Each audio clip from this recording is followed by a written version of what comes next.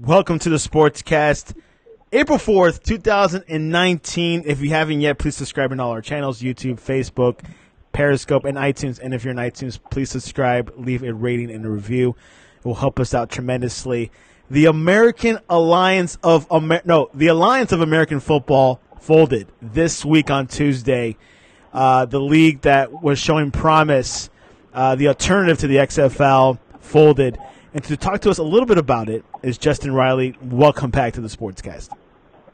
Hey, glad to be here on a Thursday evening.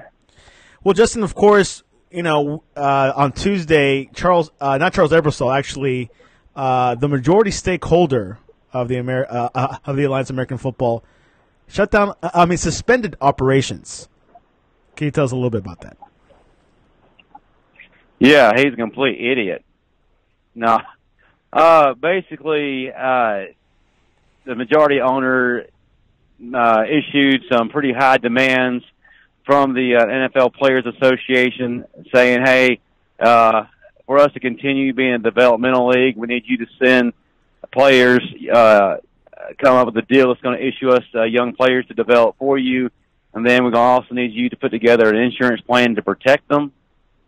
And then he said, if you don't fall in line with what I want you to do and how I want this league to work, I'm just going to take my toys and I'm out the door. And a lot of people thought that the threat was nothing more than just a threat, and that life would continue as normal after Week 8. However, fast forward 2 days after the final game, it's over. And had a lot of players and coaches, staff, etc., left scratching their head and just having their whole world turn upside down. His name is Tom Dundon. Tom Dundon is owner. We'll call her Blunden because he's a blunderer. He blundered this whole thing up. Tom Dundon is the owner of the NHL's Carolina Hurricanes. He committed $250 million to the Alliance in February, an investment that reportedly kept the league afloat. He became the controlling owner of the league at that point, something Ebersol and Poilian might now regret. Days before the Alliance suspended football operations, Dundon told USA Today he needed cooperation with the NFL Players Association, the NFLPA, in order to feed current NFL players into the league and therefore maintain the Alliance's valuability in Dundon's mind, at least, which I do agree. If I was a majority stake, I want to have some value, and I want my players to go to the NFL because it will promote the league more, and you'll see more players in the future entering the league. Obviously, the thing that I did not agree was Ebersol giving a lot of stake to this guy, or not being prepared financially. What have you heard? Why? Was Ebersol not prepared initially to support one whole season? Well, when it first came out, the league was set up to have what it needed to endure for at least 3 seasons. Maintain operations, pay personnel, players, et cetera. But then you fast forward a few weeks into the season, all of a sudden there are rumblings that the league was about to fold. And then enter in the majority owner Dundon with his deep pockets, and he supposedly saves the league. So, to be honest with you, I don't know if there's a clear-cut answer to any of this. It just baffles me how there really was no stability. It looked stable, and it was a great product. The TV ratings were there, the attendance was there, you had quality players, and some differences with the AAF that the NFL didn't have that really drew people in. Now, I do agree with Dundon from a standpoint of it needs to be a developmental league, and that's what the AAF was initially set up to be, and that was to be a developmental league for the NFL, backed by the NFL. And, that would require, issuing in players. Yes, I do agree with that. For this to be what really is to be, then he's got to have those players there. Now here's the thing. I think that the plug was was pulled prematurely. All of this could have been negotiated and dealt with after the season was over. Instead of just saying, you know what, screw the whole thing, we're going to end everything for these players, and we're going to toss them out the door. And that actually is what they did. Matter of fact, several Memphis Express players came back to their hotel to find that their belongings were all waiting for them in the lobby, and because apparently their bill hadn't been paid. But I do agree. There should have been something set up to bring players in, as well as to have a protection plan or insurance should those players get injured. Yes, but the whole thing could have waited. We could have, got the playoffs. We had one more week to go. We had a week of playoffs. Then we had a championship. These guys have put their butts and their bodies on the line for several weeks, with the hopes of the ultimate prize being an NFL roster spot. But also, too, as a competitor, you want to be able to compete for the highest prize, and that's a championship. So they've been denied that. But also with the championship, they've been denied further exposure, not only for TV audiences, but for NFL audiences. Now, some may argue, well, the NFL teams and franchises have probably seen enough, from the season to determine who they want, who they don't want.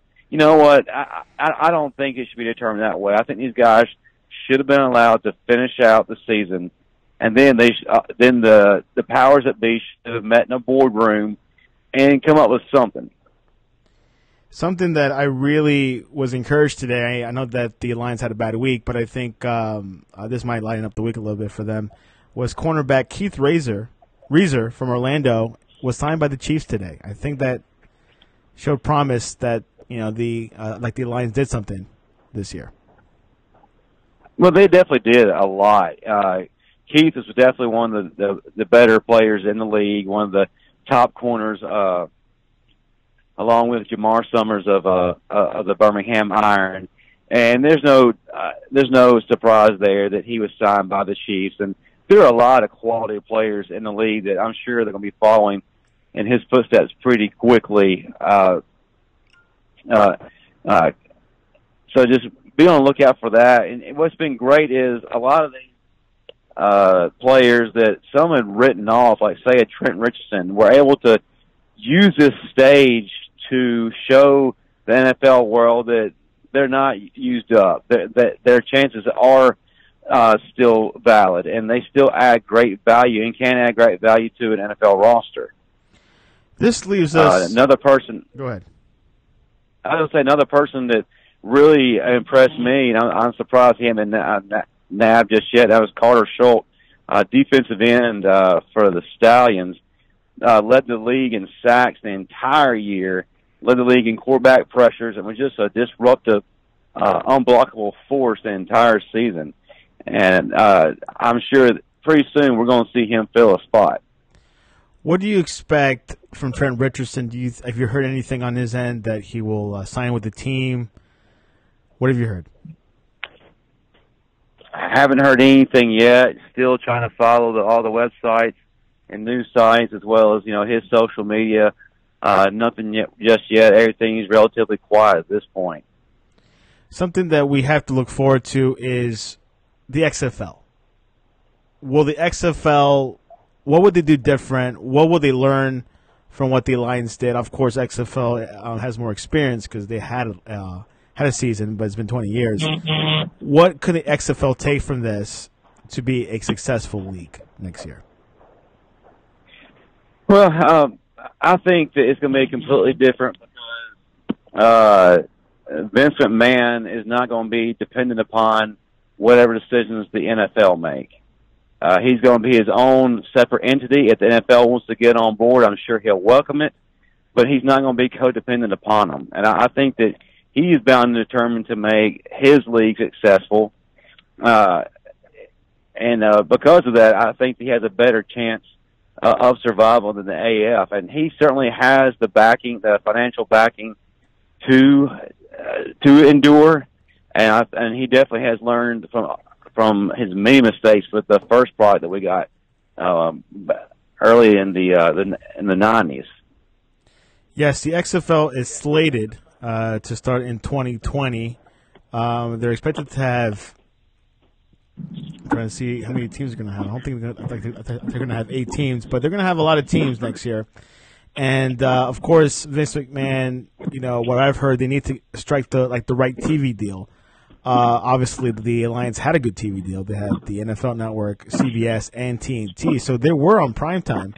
And at times, the Alliance had good ratings as well. I mean, they would beat out the NHL and the MLS. Do you think a lot of these players in the Alliance, if they don't get to if they don't get signed by the NFL, do you think XFL is a good place for them to continue their aspirations?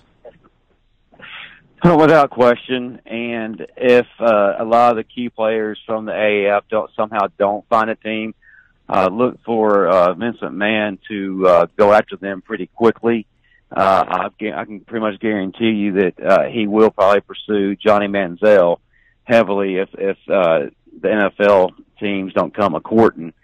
And there's still a lot of players that I think were kind of borderline that a lot of teams and franchises want to see more development from. So they will benefit pretty well from going to the XFL to get that extra look. So I think the XFL is going to be a great springboard for these guys. And I really look for a lot of these players to migrate over there. Hopefully, majority of them will be on NFL rosters. That's where NFL is where you're able to play at the highest level. Johnny Manziel, I know he only had 2 games, but how did he perform in those 2 games? Well, Johnny only had limited action, but with the limited amount of time he did have, he looked very good. It looked very smooth. Seemed to be playing with a lot better poise and control than when he did in the younger version we saw of him at Cleveland. Seems like he's matured a little bit on the field, at least. Well, I guess I should say that loosely because his first game back, he managed to get into a fight. But from a playing standpoint, he did look pretty good, and I think that's due to the fact that he was active before heading to the AAF because he was with the Saskatchewan team. I believe it's Saskatchewan with CFL. So he came in ready to play. And he didn't have any rust on him. He didn't have to have any time to develop. But when he was able to be in, he was very effective. So he did look pretty good. In announcing the Reform XFL, McMahon stated that while it would share its name and trademark with the previous incarnation, it will not rely on the professional wrestling-inspired features and entertainment elements as its predecessors did, instead aiming to create a league with fewer off-field controversies and faster, simpler play compared to the NFL. That's something that we have to look at. Hopefully there'll be a second division league, and hopefully XFL can carry that torch because, besides the CFL, it's just very hard for a player to come, from another league. I think NFL Europe did a good job, but CFL, you don't see many players moving into the NFL. Like the last guy was Cameron Wake.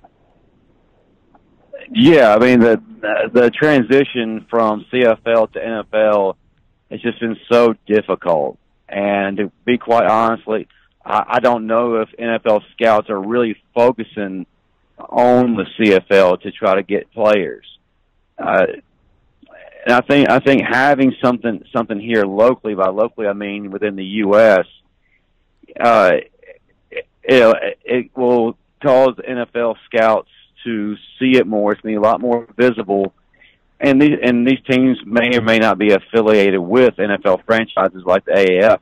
The only thing I'm very concerned about is, will audiences be burned by what happened with the AAF when it comes to getting behind the XFL? Yeah, that's something that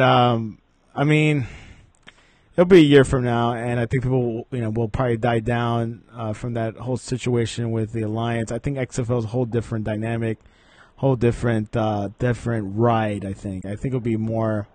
Not more entertaining because if I say entertaining, people think it'll be a wrestling match. No, it's not gonna be a wrestling match, but I think bringing good players. I think Johnny Manziel will be a start. Tim Tebow, I don't know. Maybe he wants to stick with baseball. Bring some players that have notability. We saw some in the Alliance. I think like the biggest name in the Alliance was Trent Richardson. Would you agree? No, yeah, absolutely. He was. He had the best pedigree out of anyone. He was the most known player coming in, and definitely had, I guess, the greatest story. They all had pretty good stories, but none was more, I guess, viewed in the public eye than Trent Richardson. Let's revert to college basketball. All but one number one seeds are out. Virginia's in, Auburn is in, Texas Tech, and Michigan State. How do you view these teams? Well, first of all, I'm just completely blown away. I hold on one second, buddy. It's okay. We're talking about March Madness, of course, the Elite Eight. Auburn beat Kentucky 77-71. Michigan State beat Duke 68-67. That was a shocker, but Michigan State had a good game. Virginia beat Purdue 80-75. And Texas Tech beat Gonzaga 75-69. So most of the games were pretty close. Any of these teams could have gone on to the Final Four. But we're seeing only one number seed left. It's Virginia. Auburn is representing the SEC. They're going very deep. And, of course, we got Michigan State and Texas Tech. Now, if you had to ask me who is the favorites to go, I'm picking Auburn and Michigan State. Those two teams are surprising me. But you do got Texas Tech that are pretty good as well. Justin, are you ready? Hello. Justin Riley must have left. Well, yeah. We'll coming to end towards the sportscast, of course. And if we had to predict something, I would predict that Auburn beats Virginia, and Michigan State beats Texas Tech. I think Auburn's been very exciting. Michigan State has been exciting, but they also bring that confidence level from beating Duke, even though they beat Duke by 1 point, but they had a great match against Duke. Texas Tech is also a good team, so they could win, but I'm picking Michigan State to win it. But really excited about the situation with March Madness this weekend. And Justin Riley's back. I'm back. I apologize for that, audience. I have a lot of stuff going on here on my side of things. Had some things going on with family related, but I am back. You have my full attention. I do apologize. I've never done that ever on a podcast. So how do you see these teams? How about Auburn? Are you surprised Auburn is getting this deep? I'm going to be honest with you. I really am very surprised. I've said this before in a previous podcast. I feel that Auburn had a very good team. I don't feel like they were as talented as they were last year. But really what made Auburn great was the fact that they play such good, fundamentally sound basketball. They have such great chemistry amongst their players. They play as a single unit, and what's really incredible to watch is their ability to overcome adversity. They don't panic. They don't die. They don't crawl, into a corner somewhere. They stand firm and they never stop. They just have an incredible result. And then two, what's been great about them, and I've said this over and over again, I sound like a broken record, is they're one of the hottest teams to try to shut down once they get into a rhythm shooting the ball. So it's just been amazing to watch their story unfold. I honestly thought they would get as deep as the Sweet 16. Perhaps they'll Elite Eight, but I didn't think they'd go any further than that. But good grief, I was proven wrong. And what was just incredibly impressive, they're doing it without one of their top players, and Okeke. My gosh, you take the best player away, and you're still hitting on all cylinders, and you're beating teams in a convincing fashion. I got tremendous respect for him. Yes, I'm an Alabama guy, but my gosh, you got to give credit where credit's due. You think? You think they have enough to beat Virginia? I think they do because, and I probably want to shoot myself by saying this. I still don't have full confidence in Virginia. And I said that last week, and lo and behold, they made it to where we are right now. But I think it's going to be one of the better games to watch. But I think that Auburn has the slight edge. The good thing is you don't have one team that is more experienced at this level than the other. Neither one of them have been to a Final Four, so that's an even playing field there. But I think Auburn's going to continue to play incredibly well, fundamentally team basketball, and I think that Okeke from the bench is going to will that team to win. Another exciting series was Michigan State beating Duke. And, of course, they beat them by 1 point, but Michigan State had that game really handled. Do you think this team is a force to be reckoned? And you analyze the tournament, Michigan State was probably the hottest team, or at least one of the hottest teams in the tournament. They're one of the teams that just kind of separated themselves from the pack. You kind of kept on waiting around for Duke to have that moment, but they never did. I kept on waiting on them to wake up. I thought the UCF win would be enough to wake up. Apparently not, man.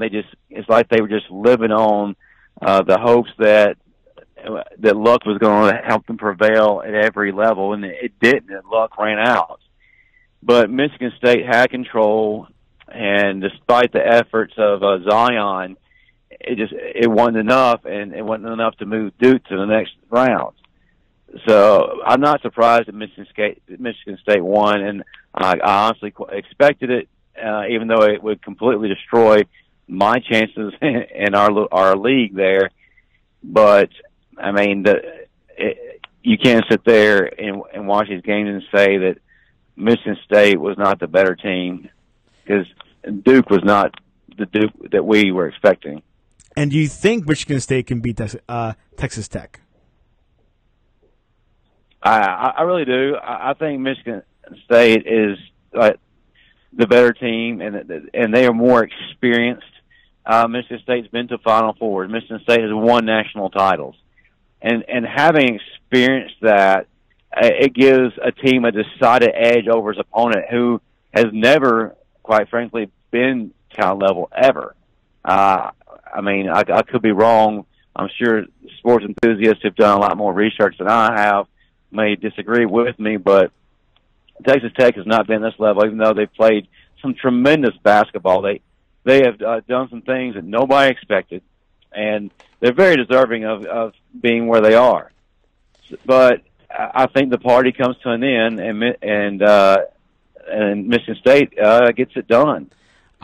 Which I'm also predicting Auburn, like the final will be between Auburn and Michigan State.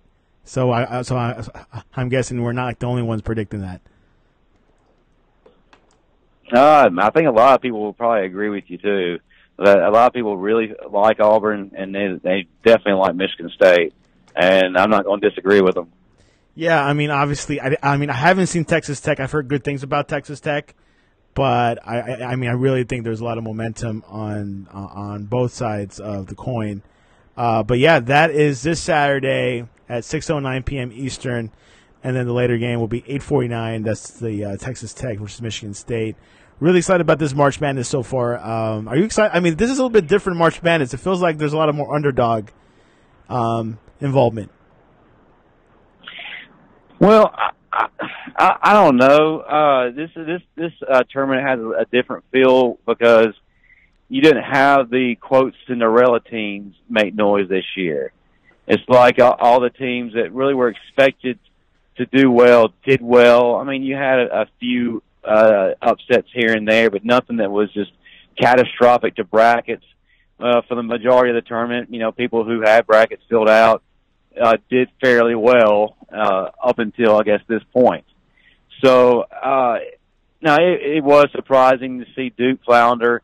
It was surprising to see Auburn where they're at. It was definitely surprising to see Texas Tech where they're at. So from that aspect, yeah, I see it. I say, it's a little different. Now, it still had a lot of great intrigue. Man, the past few rounds, we've had some very, very good games, some instant classics. This has kept us all glued to our screens, man. It's been a great tournament, and it's been something of great value this year. Even though it didn't have the typical Cinderella stories that we all enjoy. Ever since joining the Sportscast, starting the Sportscast, I actually been following this tournament more closely than years prior, and I'm really enjoying it. It has that same feel of the World Cup, single elimination, and all the fans. Maybe also because Liberty made it this year as well, so maybe that's a whole different dynamic as well. So. But we're really glad that I'm was able to cover this a little bit more this year. Maybe next year we'll definitely have more coverage of the men's basketball, because it is the second biggest sport in college, isn't it? Yeah, well, yeah. Hey, maybe next year Alabama might be there. There's a good chance with their new coach, and they actually kept one of the persons that entered the transfer portal, pull him out of it, and stayed in the team. Yeah, they kept John Petty, which was a pretty huge thing for Alabama going forward. So that's telling me that Oates is a quality guy, and everything I'm hearing, he's doing all the right things. As a matter of fact, man, he gave the team a pretty eye-opening experience in the practice the other day, and just wore them flat out. And the players were just dumbfounded and shocked, and said basically, we've never gone at this kind of pace before. So maybe, Nate Oates is the shot in the butt that this team needed. Now, Kira Lewis, who is still, quote unquote, in the draft portal, or not draft, the transfer portal, has shown great admiration and respect for Oates. Has been very impressed. So maybe he'll be coming back too.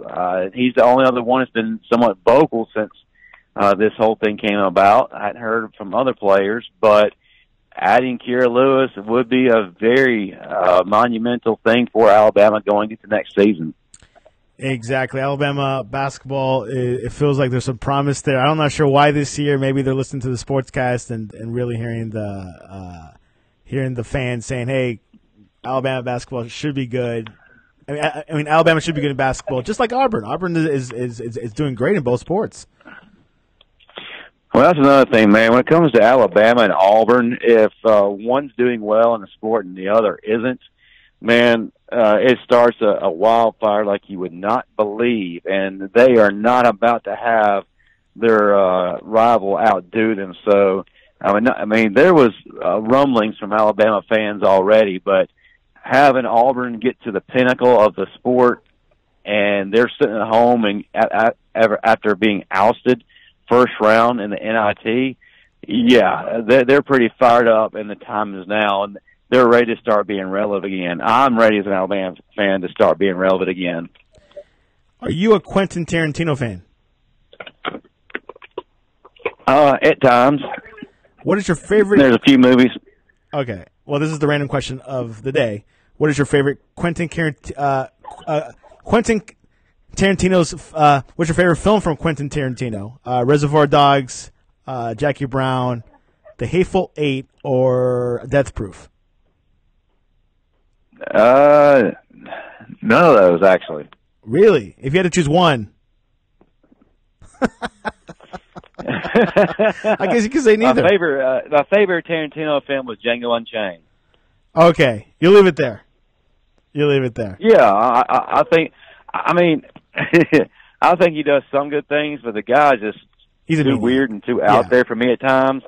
But he can do some good things every now and then, and I really was thoroughly impressed with Django Unchained. Plus, I'm a Jamie Foxx fan too, so that definitely helped matters. Like the only one that I've seen was Jackie Brown. I believe that's the only one that I saw. But besides that, which I still don't remember what it was about. I tried watching Kill Bill, and I was like, okay, I can't handle this. It's too far out there. No, he is. But apparently it's a cult hit for folks. Yeah. I think he starts backwards, right? He starts the movie by the end and then goes towards the beginning. I think that's his style. Yeah, and that whole aspect, while it might be appealing to some, it's very frustrating to others like me. You know, I was able to, deal with it with Pulp Fiction, which was a good film. That was a very good film. But when it continued to be a repetitive theme in this movie, so I was like, no, I'm out. But, Pulp Fiction was able to do well because, having big names at the time, John Travolta, he was a hot name in Hollywood, having Samuel L. Jackson, and that cast, Uma Thurman, that really allowed that movie to be successful and help you get past the whole little time warp that you you dealt with. And have you seen the Joker trailer this week? I did. I actually watched it last night. I do. Now, it looks like it's going to deviate a little bit from the original origins of the Joker that those of us who follow the comic are accustomed to, but it does show some promise, and I kind of like this version. I'm curious to see what his biography is going to be this time around. Now, Joaquin Phoenix, I never would have chosen him as a Joker, but it's beginning to look like that they're pretty spot on in their selection. It was rumored that Leonardo DiCaprio was supposed to have this role, but instead Phoenix got it, and it looks like it's going to be a good choice. I would have thought he would have been a great choice, actually. I think he's pretty crazy. I've seen a couple of his past films.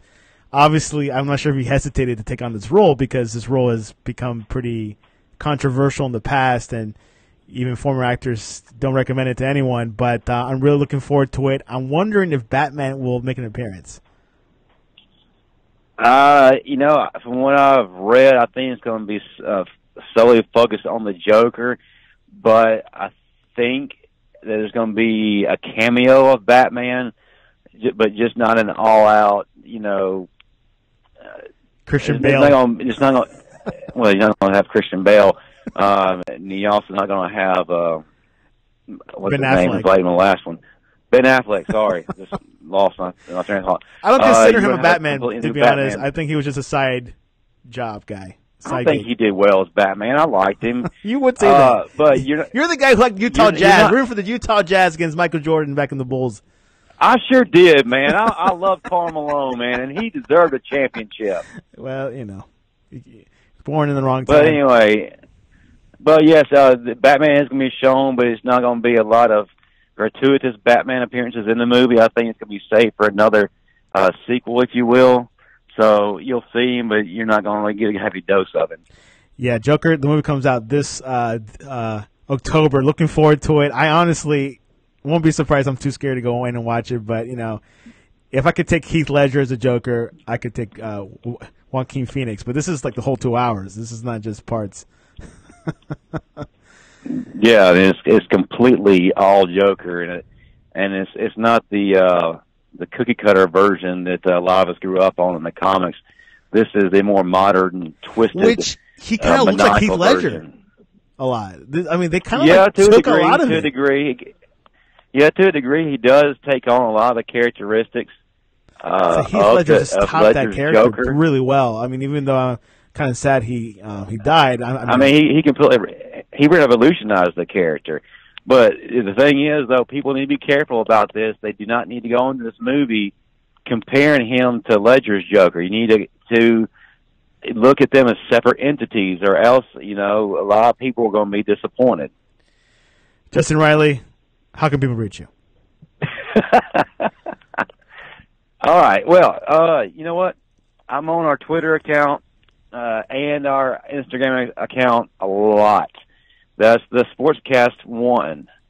So you can find me anytime practically on there. So, hit me a message, tweet me, start up a discussion with me. You can also find me on our Facebook page. If you want to email me, 121training, that's number 12, one spelled out, training @gmail.com. That's also my personal Twitter handle. But I spend a lot of time these days trying to build up our the Sportscast Twitter. And you can follow us on @the Sportscast1 on Twitter, and go to the website thesportscast.net. You'll find all our social media channels: Facebook, Twitter, YouTube, and listen to the podcast on thesportscast.net. Read the latest articles and news on sports on the Sportscast, and we'll definitely be updating the site frequently. Of course, this weekend is college basketball, the finale. We're heading towards the finale of this great tournament.